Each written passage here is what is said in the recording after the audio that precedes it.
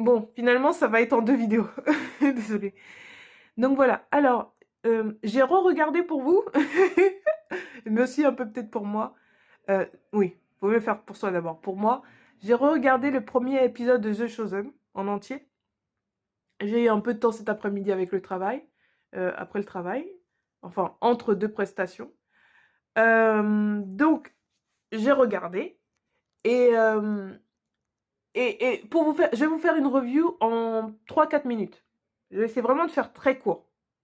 Ne regardez pas, cette review de The Chosen sans avoir vu la l'épisode. Vous voyez, c'est un peu ça vous spoil, comme on dit en anglais et puis voilà, c'est pas vaut mieux que vous regardiez l'épisode, c'est plus intéressant. Comme ça, vous savez aussi de quoi, voilà, je parle un peu et puis voilà, moi je pense qu'il faut vraiment que vous regardiez même si vous revenez pas sur ma chaîne, c'est pas grave, mais vraiment regardez, The Chosen, c'est vraiment une très bonne série. J'ai jamais vu une série de Jésus qui arrive à capturer son humanité vraiment. Et là, il est très humain. Et on touche, mais un petit bout, hein, parce que vous savez, ça reste un film, ça reste une série, donc ça peut pas être aussi proche de la réalité. Enfin, ça peut pas être la réalité.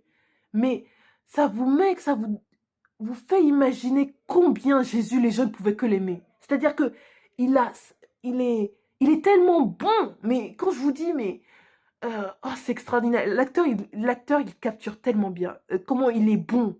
Mais c'est pas une bonté genre qui fait genre, vous voyez, qui fait un peu genre, Jésus il vole sur un nuage ou. C'est pas comme les autres films de Jésus qu'on peut voir, il solennel et tout. C'est vraiment une bonté où Jésus, il va te faire rire. Il veut, enfin, Jésus, enfin, franchement, faut le voir, faut le voir. Je peux pas vous dire autrement. Je peux pas vous dire autrement.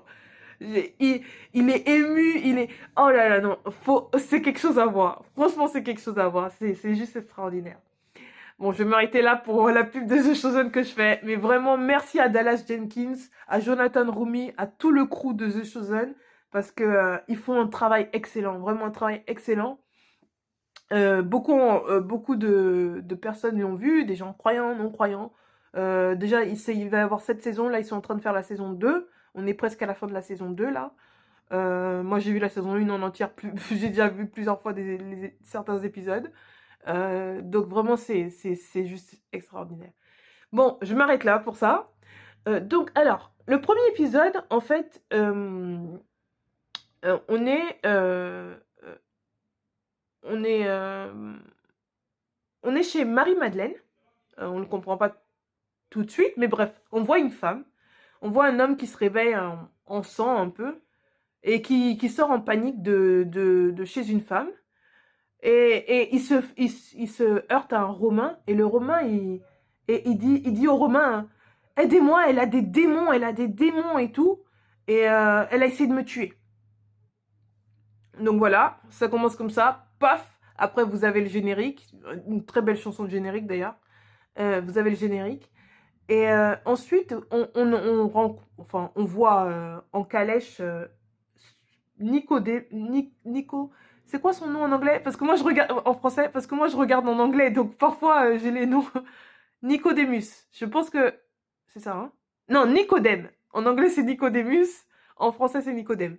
Donc Nicodème est un pharisien, et pas n'importe quel pharisien, c'est un chef de pharisien. C'est un pharisien qui est à Jérusalem habituellement.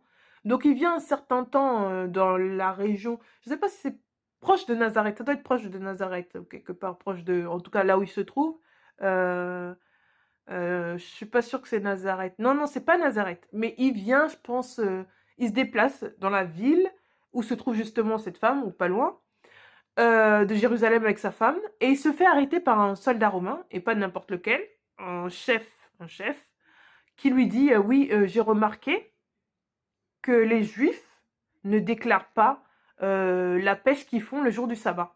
Parce que normalement, les Juifs ne travaillent pas le jour du sabbat, donc ils n'ont pas le droit de pêcher. Il y a plein de choses qu'ils n'ont pas le droit de faire.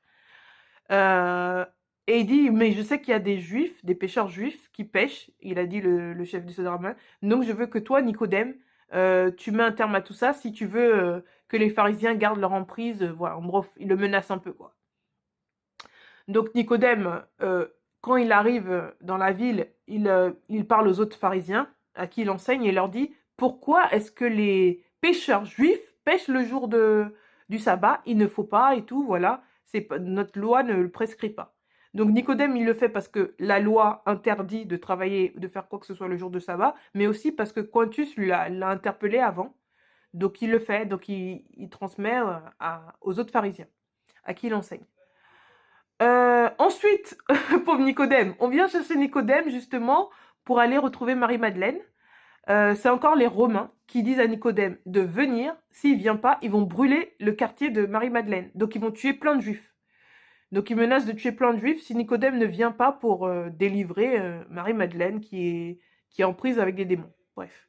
Donc les Romains embarquent Nicodème. Nicodème, il met les poings sur les i avec les Romains en leur disant clairement, écoutez, je travaille pas pour vous. Je veux aider cette femme parce que elle est juive, mais je travaille pas pour vous. Parce que vous sachiez, ceux qui ne savent pas, à ce moment-là, Israël était sous occupation romaine. Mais les Juifs détestent Israël, détestaient euh, euh, les Romains plutôt. Les Juifs détestaient les Romains parce que déjà c'était des païens, c'était pas des croyants en Dieu, ils croyaient en... Ah, ça doit être pour moi ça. Excusez-moi.